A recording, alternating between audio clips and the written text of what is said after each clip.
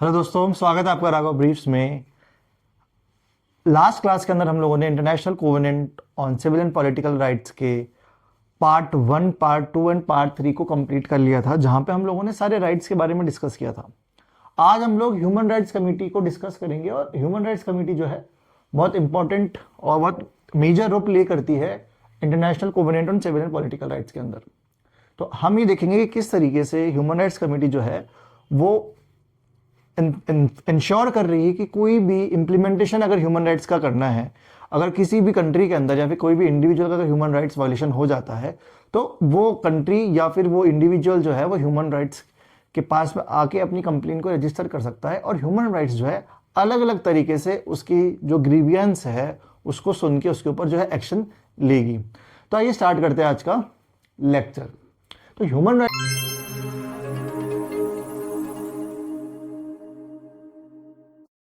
Committee की अगर मैं बात करूं तो human rights committee exclusively established by ICCPR. तो ये जो ह्यूमन राइट्स कमेटी है ये यूएनजीए यूनाइटेड नेशन से अलग ह्यूमन राइट्स कमेटी है। ना इसका लेना देना यूडीएचआर से, ना इसका लेना देना international covenant of social education economic and culture rights से रिलेटेड है। ये एक्सक्लूसिवली आईसीसीपीआर से यहाँ पे एस्टैब्लिश की गई है। It implements the provision of ICCPR. ये इम्प्लीमेंट करती है सारे प्रोविजन जो कि आईसीसीपीआर में प्रोवाइड कर रखे हैं उनको। अब अगर मैं मेंबर्स की बात करूं तो टोटल कितने मेंबर्स है, यहाँ पे आपको टोटल 18 मेंबर्स देखने को मिलेंगे। ये 18 मेंबर्स जो है पूरे ह्यूमन राइट्स कमेटी को चलाते हैं। कोई भी अगर डिसीजन देना है तो यहाँ पे ये 18 मेंबर्स जो है वो डिसीजन देते हैं। अब बात की जाए कि ये जो 18 मेंबर्स है इनकी क्वालिफिकेशन क्या है, तो ये they must be high moral character, recognise competence in the field of human rights. Human rights के फील्ड के अंदर इनके पास स्पेशलाइजेशन होनी जरूरी है, साथ ही साथ कुछ लीगल एक्सपीरियंस भी इनके पास में होना चाहिए। They are national of member states. वो जो भी आईसीसीपीआर को जिस भी स्टेट्स ने रेटिफाई किया है उन ही स्टेट्स के जो है ये मेंबर्स कहलाए जाएंगे। दे सर्व इन देयर पर्सनल कैपेसिटी। और जब ये मेंबर होंगे ह्यूमन राइट्स कमेटी के तो ये अपने स्टेट को रिप्रेजेंट नहीं करेंगे, ये एक्सक्लूसिवली जो है ह्यूमन राइट्स कमेटी को रिप्रेजेंट करेंगे, not as a representative of their country. They are elected by secret ballots. अब नॉमिनेशन होंगे, पहले सबसे पहले जो भी मेंबर्स होंगे वो नॉमिनेशन के अंदर डालेंगे, फिर उन मेंबर्स जो भी नॉमिनेटेड है उनको कौन चूज करेगा, उनको वो सारे मेंबर्स चूज करेंगे जो आईसीसीपीआर को जिसने रेटिफाई किया। वो सारे जो भी स्टेट्स अगर फॉर एग्जांपल अगर 100 स्टेट्स है, 100 स्टेट ने आईसीसीपीआर को रेटिफाइड किया है, तो यहाँ पे जो 100 स्टेट्स है वो डिसाइड करेंगे कि 18 मेंबर्स जो है वो कौन से 18 मेंबर्स होंगे।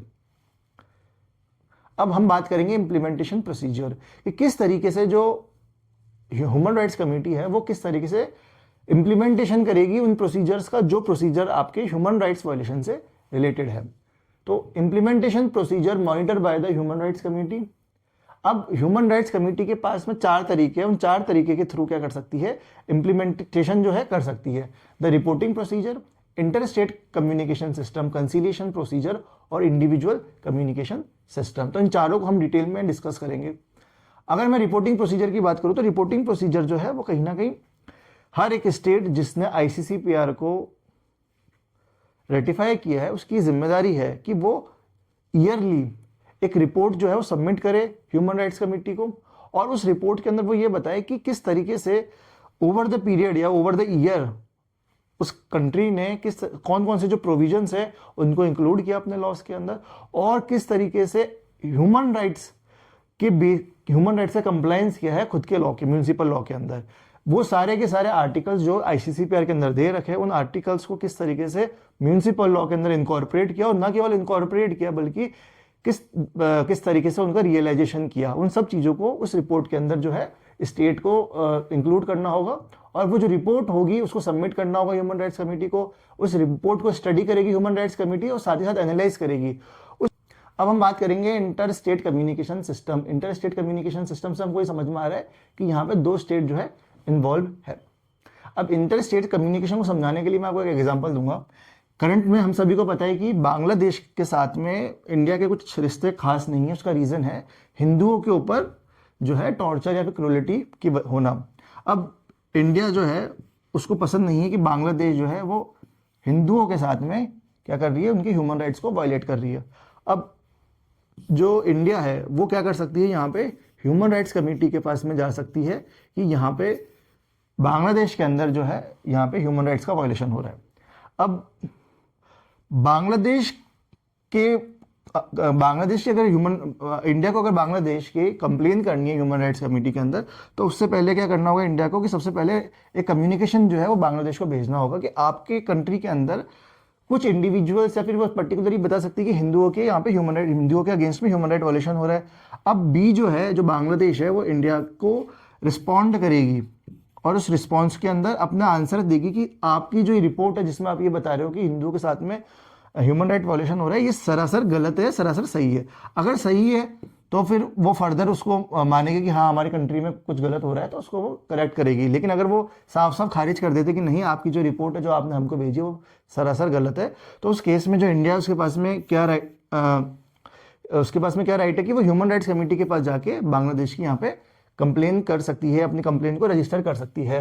If the provision of the covenant are violated by a state, other state parties may make complaint regarding the violation of human rights commission. At first, complaining party has to communicate about the violation of violating party. सबसे पहले India Bangladesh को communicate करेगी कि आपकी country के अंदर human right violation हो रहा है। After the receipt of the communication, the violating party will clarify the matter. यहाँ पे बांग्लादेश जो है इंडिया को क्लैरिफाई करेगी इस मैटर के अंदर ये चीजें है। If the matter is not resolve as per the satisfaction of both the party, अगर मैटर जो है इंडिया और बांग्लादेश एक दूसरे के साथ में नहीं सुलझा पाए या फिर उसको रिजॉल्व नहीं कर पाए, तो उस कंडीशन के अंदर then either of the parties, अगर बांग्लादेश को ये लगता है कि इंडिया जो है डिफेम कर रही है वर्ल्ड अफेयर्स के अंदर बांग्लादेश को, तो यहाँ पे बांग्लादेश अपनी जो रिपोर्ट्स है उसको लेके कहा जा सकती है ह्यूमन राइट्स कमेटी के पास में, मैटर को लेके जा सकती है। अब यहाँ पे ये देखने वाली चीज है कि ह्यूमन राइट्स कमेटी के पास आप तभी जा सकते हो जब आप ह्यूमन राइट्स कमेटी के कंपिटेंस को आपने एक्सेप्ट कर रखा है, कि आपने जो है रेटिफाई कर रखा है ह्यूमन राइट्स आईसीसीपीआर को। अगर आपने ह्यूमन राइट आईसीसीपीआर को रेटिफाई नहीं कर रखा है तो आप ह्यूमन राइट्स कमेटी के पास में नहीं जा सकते। अब ह्यूमन राइट्स कमेटी एग्जामिन करेगी क्लोज मीटिंग के अंदर कि इंडिया और बांग्लादेश में क्या क्या इश्यूज है।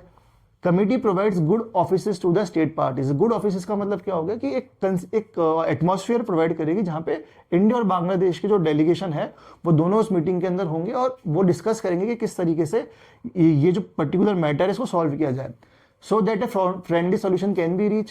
In the end, HRC make a report. अब उन दोनों के बीच में इंडिया और बांग्लादेश के बीच में डिस्कशन हो गया कि क्या मैटर है क्या मैटर नहीं है, एक स्पेस प्रोवाइड किया गया जहाँ पे जो है नेगोशिएशन हो रहा है। In the end HRC make a report. अब जो भी नेगोशिएशन होता है उसके बाद जो HRC है ह्यूमन राइट्स कमेटी, वो एक रिपोर्ट बनाएगी। अब रिपोर्ट बनाने के बाद दो चीजें हो सकती है, या तो सॉल्यूशन आ सकता है या फिर सॉल्यूशन नहीं आएगा। अगर सॉल्यूशन आ जाता है तो ह्यूमन राइट्स क्या करेगी, ह्यूमन राइट्स कमेटी एक ब्रीफ स्टेटमेंट ऑफ फैक्ट्स को तैयार करेगी, साथ ही साथ उन सॉल्यूशंस को तैयार करेगी जिन सॉल्यूशन के ऊपर बांग्लादेश और इंडिया ने हामी भरी है कि हाँ ये जो सॉल्यूशन है हम इसको फेवर करते हैं या फिर इसको मानते हैं। अगर सॉल्यूशन नहीं आता है दोनों के बीच में तो ह्यूमन राइट्स कमेटी केवल एक ब्रीफ स्टेटमेंट ऑफ फैक्ट्स को ही उस रिपोर्ट के अंदर इंक्लूडेड करेगी। The report is communicate to the state. उसके बाद वो जो ब्रीफ स्टेटमेंट ऑफ फैक्ट की जो रिपोर्ट है वो दोनों स्टेट्स को यहाँ पे दे दी जाएगी। अब अगर सॉल्यूशन नहीं आता है तो फिर यहाँ पे इंडिया और बांग्लादेश इंडिया का जो पर्पस है वो तो सॉल्व नहीं हुआ। अब उस पर्पस को सॉल्व करने के लिए फर्दर एक और प्रोसीजर दे रखा है, वो है कंसीलिएशन प्रोसीजर, कि अगर इंटर स्टेट कम्युनिकेशन प्रोसीजर से सॉल्व नहीं होता है कोई मुद्दा तो उसके बाद इंडिया क्या कर सकती है, वो कंसीलिएशन प्रोसीजर में जा सकती है। This procedure adopted when the matter is not resolve through enter state communication. Here the HRC में अपॉइंट ए कंसीलिएशन कमीशन। अगर इंडिया कंसीलिएशन प्रोसीजर में जाती है तो यहाँ पे ह्यूमन राइट्स कमेटी क्या करेगी, एक कंसीलिएशन कमेटी को अपॉइंट करेगी, कंसीलिएशन कमेटी को क्रिएट करेगी जिसमें एक चेयरमैन होगा और साथ ही साथ कुछ नंबर ऑफ मेंबर्स जो है उस कमीशन के अंदर होंगे with the prior consent of state parties with view to find amicable solution of the matter. मतलब वापस से हम डिस्कशन करेंगे, वापस से हम सॉल्यूशन की तरफ बढ़ेंगे। तो वो कंसीलिएशन प्रोसीजर क्या करेगा, दोनों पार्टीज के बीच में मध्यस्थता लाने की कोशिश करेगा कि अगर आप दोनों सेम पेज पे नहीं हो तो किसी भी तरह से सेम पेज पे लाने की कोशिश करेगा। The commission will make its good offices available to the state parties. जो चीज same inter state communication procedure में चल रहा था वही चीजें यहाँ पे आपको देखने को मिलेगी। It try to find the solution based on the matter supplied by the HRC and other relevant information submitted by the party. अब इंटर स्टेट कम्युनिकेशन में क्या था कि इंडिया और बांग्लादेश के जो डेलीगेशन थे वो दोनों एक दूसरे से नेगोशिएट कर रहे थे।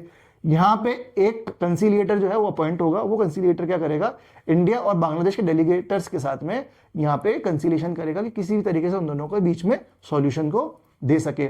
After considering the matter the commission will submit the report to the commission chairman if a solution is reach. Commission जो है वो चेयरमैन को report, commission human rights commission की जो चेयरमैन है उसको रिपोर्ट भेजेगा। देन अगर सॉल्यूशन आ जाता है यहाँ पे, then the report will contain the facts and the solution rates. तो उस रिपोर्ट के अंदर भी जो फैक्ट्स है उसको और सॉल्यूशन को इंक्लूड किया जाएगा। अगर सॉल्यूशन नहीं आता है, the report will contain its finding on all question of facts relevant to the issues and as well as its views on the possibilities of amicable solution. देखिए, अगर सोल्यूशन आ जाता है यहाँ पे तो रिपोर्ट में फैक्ट्स है और सोल्यूशन। अब ये जो सोल्यूशन है इसमें इंडिया और बांग्लादेश दोनों ने एग्री कर दिया है, तब ये सोल्यूशन निकला है।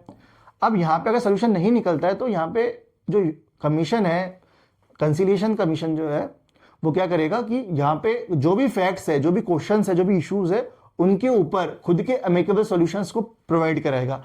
अगर उन सॉल्यूशंस के ऊपर इंडिया और पाकिस्तान, इंडिया और बांग्लादेश बाद में हाँ कर देता है तो वो फर्दर जो सॉल्यूशन यहाँ पे बोला जा सकता है।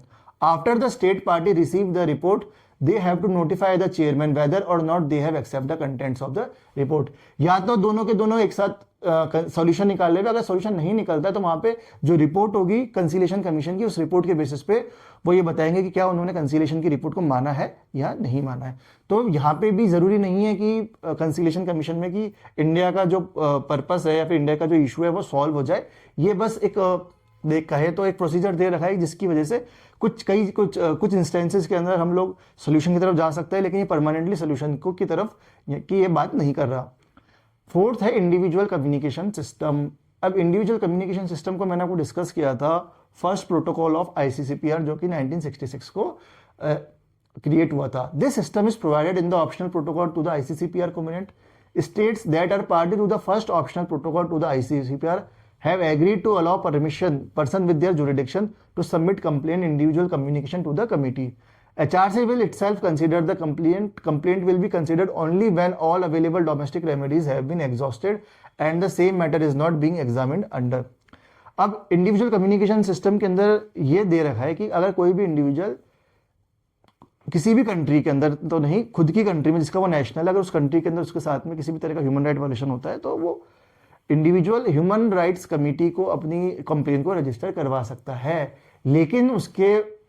लेकिन एक कंडीशन दे रखी कि उसको पहले अपनी जो म्यूनिसिपल लॉ के अंदर या डोमेस्टिक लॉ के अंदर जो भी रेमेडीज प्रोवाइड कर रखी है, डोमेस्टिक लॉ के अंदर जो भी रेमेडीज प्रोवाइड कर रही है, जब तक उनको वो एग्जॉस्ट नहीं कर लेता और एग्जॉस्ट करने के बावजूद उसको किसी भी तरह की जो रेमेडी है वो नहीं मिलती, उसके ग्रीवियांस को एड्रेसल अगर नहीं किया जाता है उस स्टेट द्वारा, कंट्री द्वारा, उसके बाद ही वो उस इंडिविजुअल के पास में राइट है कि वो ह्यूमन राइट्स कमेटी को अपनी कंप्लेन को दर्ज कर सके।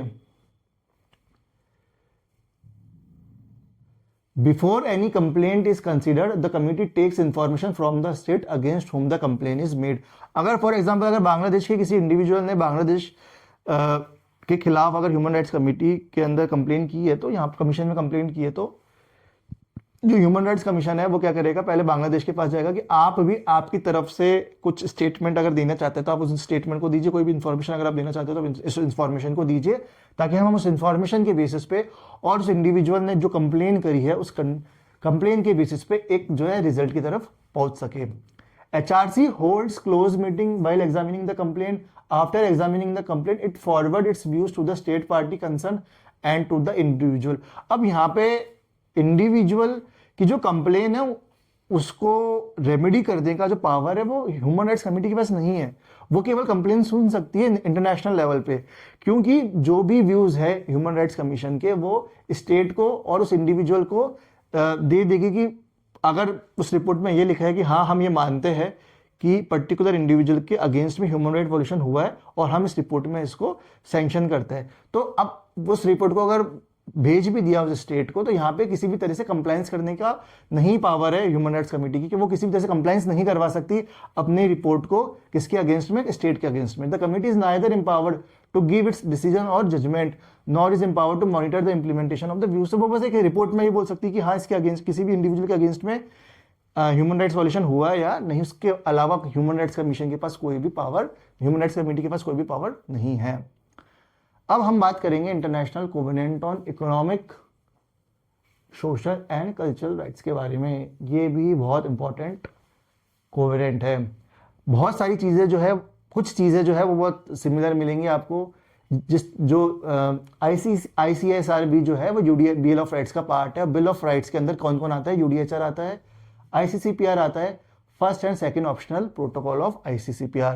अगर ये पूछा जाए कि ICCSR का ऑप्शनल प्रोटोकॉल आता है बिल ऑफ राइट्स में, तो आपको यहाँ पे मना करना है कि नहीं, यहाँ पे जो ऑप्शनल प्रोटोकॉल ऑफ ICSR जो है वो बिल ऑफ राइट्स में इंक्लूडेड नहीं है।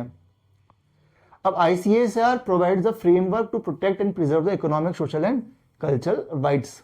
Economic, social and cultural rights की बात कर रहे हैं, जिसको सेकंड जनरेशन ऑफ राइट्स भी हम कहते हैं। सेकंड जनरेशन ऑफ राइट जो है उसकी बात कौन करता है? ICESCR। और वहीं फर्स्ट जनरेशन की मैं अगर बात करूं तो ICCPR। स्ट्रक्चर की अगर हम बात करें तो स्ट्रक्चर बिल्कुल सेम है जो UDHR के अंदर है, जो ICCPR के अंदर है। ICACR में के अंदर भी प्रीएम्बल है, 31 आर्टिकल्स है, टोटल 5 पार्ट के अंदर डिवाइड कर रखा है। फर्स्ट पार्ट जो है वो राइट टू सेल्फ डिटर्मिनेशन के बारे में बात कर रहा है, जिसको मैंने आपको ICCPR के अंदर डिटेल में डिस्कशन किया था कि जो राइट टू सेल्फ डिटर्मिनेशन क्या है कि कोई भी जो कंट्री है वो अपना जो डिसीजन है वो बिना किसी इन्फ्लुएंस के ले सकती है, चाहे वो डोमेस्टिक डिसीजन किसी डोमेस्टिक एरिया के अंदर डिसीजन की बात हो या फिर इंटरनेशनल अफेयर में किसी भी डिसीजन देने की बात हो। कोई भी कंट्री या फिर कोई भी इंटरनल पावर बॉडी जो है वो किसी भी स्टेट की सोवरेनिटी को नहीं हिला सकती है, और जो स्टेट है वो स्वतंत्र है अपने हर एक डिसीजन को लेने में। पार्ट 2 बात कर रहा है जनरल ऑब्लिगेशन। अब कुछ जनरल ऑब्लिगेशन जो है वो स्टेट के ऊपर है। प्रोग्रेसिव रियलाइजेशन, नॉन डिस्क्रिमिनेशन, कि जो भी ICESCR के अंदर राइट्स दे रखे हैं उसका प्रोग्रेसिव रियलाइजेशन कराने की जिम्मेदारी किसके पास में है? स्टेट के ऊपर है। और साथ ही साथ किसी भी तरह का डिस्क्रिमिनेशन जो है वो स्टेट नहीं करेगी अपने सिटीजन्स के साथ में। आर्टिकल 3 बात कर रहा है equality of man and women, की मैन और वुमेन के बीच में इक्वलिटी होनी चाहिए जब भी ह्यूमन राइट्स का एनफोर्समेंट की बात की जाए, ह्यूमन राइट्स के रियलाइजेशन की बात की जाए। ऐसा नहीं हो सकता कि मैन के पास में ह्यूमन राइट्स की जो इन्फोर्समेंट है, फिर मैन को ह्यूमन राइट्स ज़्यादा प्रोवाइडेड है किसी भी कंट्री में कंपेरेटिवली वुमेन से। आर्टिकल 4 बात कर रहा है limitations, rights may be subject to lawful limitation only if compatible with their nature and aim to promote general welfare in a democratic society.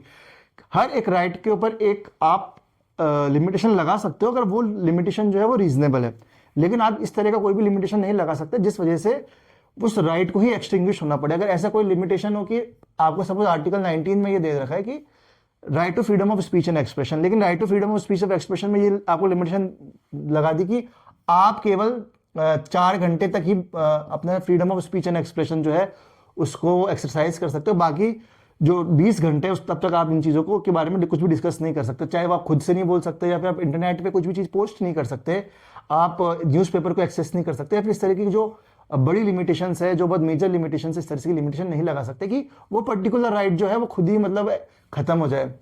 Article 5 बात कर रहा है prohibition of interpretative restrictions prevents interpretation of the covenant to allow activities that undermine rights और limited fundamental freedoms. किसी भी rights की interpretation इस तरह से नहीं करनी है कि उसका एग्जिस्टेंस ही खत्म हो जाए। आपको बिल्कुल लिबरल इंटरप्रिटेशन करनी ताकि उस राइट की जो महत्वता है, जो उसकी इंपॉर्टेंस है, उसकी इंपॉर्टेंस जो है बनी रहे। अब हम बात करेंगे part 3 specific economic, social and cultural rights की। अगर ये पूछा जाए कि सब्सटेंटिव राइट्स किसमें प्रोवाइड कर रखा है ICCR में, कौन से पार्ट में, तो पार्ट 3 के अंदर प्रोवाइड कर रखे, क्योंकि पार्ट 2 के अंदर हमको क्या देखने को मिलेगा, हमको पार्ट 2 के अंदर जनरल ऑब्लिगेशन देखने को मिलेगा, पार्ट 1 जो है राइट टू सेल्फ डिटर्मिनेशन की बात करता है। अब हम एक एक करके सारे सब्सटेंटिव राइट को डिस्कस करेंगे, आर्टिकल 6 से लेकर आर्टिकल 15 तक। Article 6 talks about right to work. Article right to work बात करें include the opportunity to gain a livelihood by freely chosen work. State should promote vocational guidance development right of everyone, की हर एक individual के पास में ये right है कि वो अपने लाइवलीहुड को बेटर करने के लिए किसी भी तरह का जो वर्क है उसको चूज कर सकता है। किसी जो स्टेट है वो किसी भी तरह का कोई भी रेस्ट्रिक्शन यहाँ पे नहीं लगा सकता। Article 7 talks about just and favourable conditions of work. अब just and favourable conditions of work जो है उसके अंदर बहुत सारी जो ग्राउंड्स है वो इंक्लूडेड होंगे। For example fair wage, safe working condition, equal pay and equal work. तो फेयर वेज जो है एम्प्लॉयर जो है उसको फेयर वेज देना होगा एम्प्लॉय को। वर्किंग कंडीशन जो है वो बेटर वर्किंग कंडीशन होनी चाहिए, फेवरेबल वर्किंग कंडीशन होनी चाहिए, और साथ ही साथ मैन या वुमेन के बीच में जो पे जो है वो इक्वल होना चाहिए। Article 8 talks about trade union rights, includes forming and joining trade unions and right to strike. Article 9 talks about right to social security. Social security के अंदर क्या क्या इंक्लूडेड हो जाएंगे, हमारे इंश्योरेंस इंक्लूडेड हो जाएंगे, पेंशन इंक्लूड हो जाएगा, पीएफ जो हम पीएफ का जो एक मनी होता है आफ्टर रिटायरमेंट, वो जो पैसा आता है, ये सारे के सारे जो है सोशल सिक्योरिटी के अंदर इंक्लूडेड हो जाएंगे। मेडिकल, अगर कोई भी मेडिकल क्लेम हो या फिर किसी भी तरह का पर्क्स अलाउंसेज जो है वो कहीं ना कहीं सोशल सिक्योरिटी के अंदर आ जाते हैं। पर्क्स और अलाउंसेज ऐसा सोशल सिक्योरिटी के इंक्लूड के अंदर नहीं आते, क्योंकि ये एक बेनिफिट होता है जो कि एक्स्ट्रा बेनिफिट होता है, जो कुछ पोस्ट में मिलता है, कुछ पोस्ट में नहीं मिलता। लेकिन अगर पेंशन की मैं बात करूं, इंश्योरेंस की बात करूं, मेडिकल इंश्योरेंस की मैं बात करूं, तो ये सारे सोशल सिक्योरिटी के अंदर आपको स्टेट को मतलब कोशिश करनी चाहिए कि हर एक जॉब के अंदर वो सोशल सिक्योरिटी का जो कंसेप्ट है उसको इन्वॉल्व कर सके। आर्टिकल 10 बात कर रहा है protection of family, mother, children and youth. Obligates special protection for marriage and families, working mothers, children and young persons, including prohibiting harmful child labor। अब देखिए चाइल्ड लेबर के अगेंस्ट में हम लोगों के लिए लॉ बना है, protection prohibition of child labour 1986, maternity benefit law बना हुआ है, पॉश एक्ट बना हुआ है, राइट टू एजुकेशन एक्ट बना है। तो ये सारे के सारे जो एक्ट्स है कहीं ना कहीं जो है वो आर्टिकल 12 को रियलाइज कराते हैं। आर्टिकल 11 बात कर रहा है right to educate standard of living, encompasses and educate food, clothing, housing, improvement of living condition and international cooperation to eliminate hunger। ये सारे राइट आपको आर्टिकल 21 के article 21 of the Indian constitution के अंदर देखने को मिलेंगे। Article 12 talks about right to health, guarantees the highest attainable standard of physical and mental health, includes measures like reducing infant mortality, hygiene, disease control and universal access to medical care।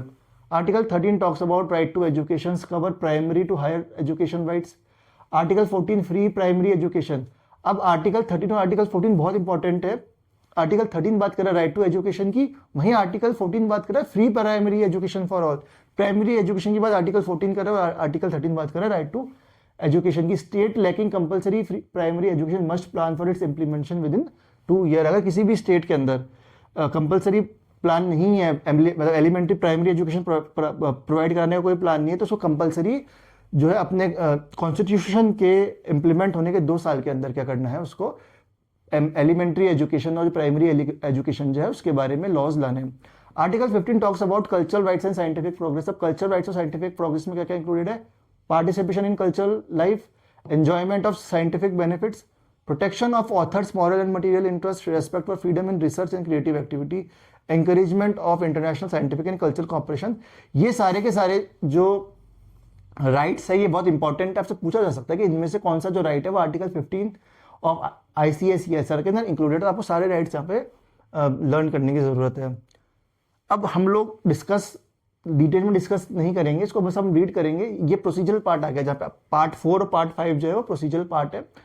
Article 6 talk about state reporting. Article 17 talks about reporting timetable and challenges. Article 18 talks about coordination with specialized agency.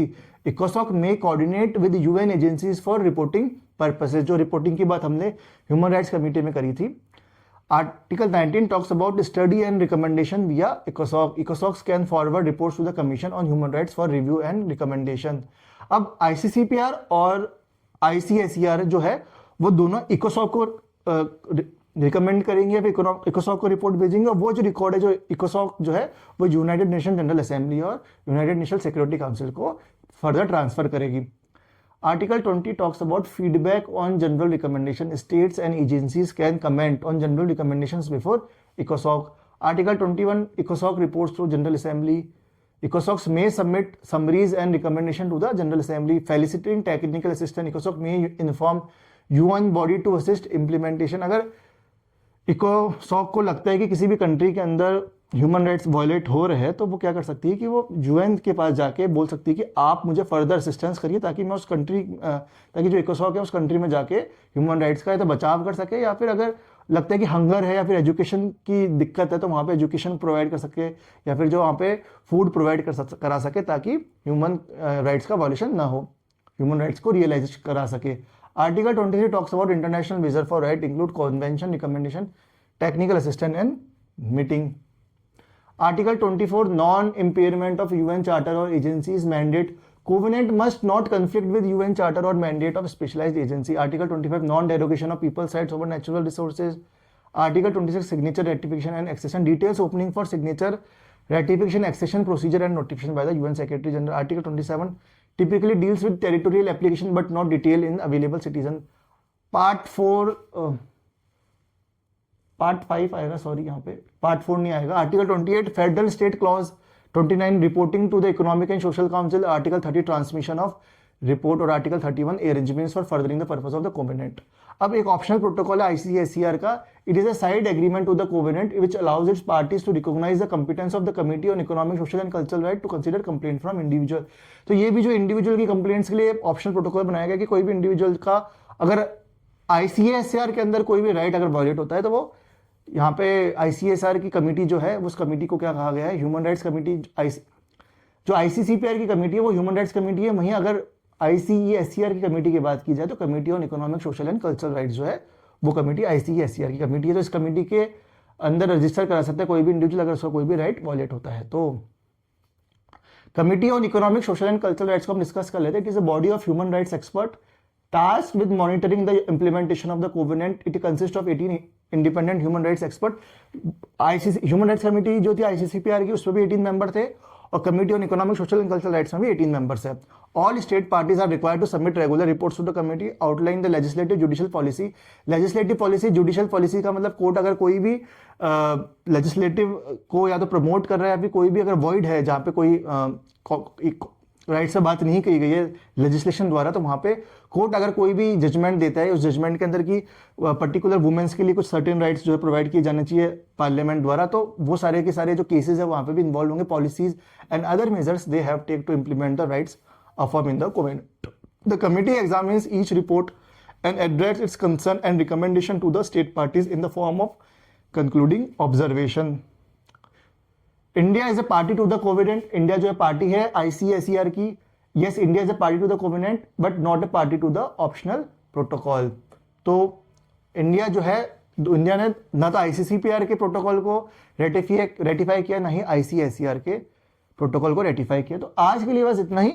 अगली class के अंदर हम लोग जो है further चीज़ों को discuss करेंगे कि ICSR और ICCPR कि जो राइट्स है वो किस तरीके से कॉन्स्टिट्यूशन में जो राइट्स दे रखे, इंडियन कॉन्स्टिट्यूशन में जो राइट्स दे रखे, उनमें क्या क्या सिमिलरिटीज है और कौन कौन से ICCPR के राइट जो कॉरस्पॉन्डेड हुए इंडियन कॉन्स्टिट्यूशन है. तो उसको हम नेक्स्ट क्लास में डिटेल में डिस्कस करेंगे. अगर आपने राघव ब्रीफ्स को अभी तक सब्सक्राइब नहीं किया तो प्लीज़ राघव ब्रीफ्स को हाथ सब्सक्राइब करिए. Thank you.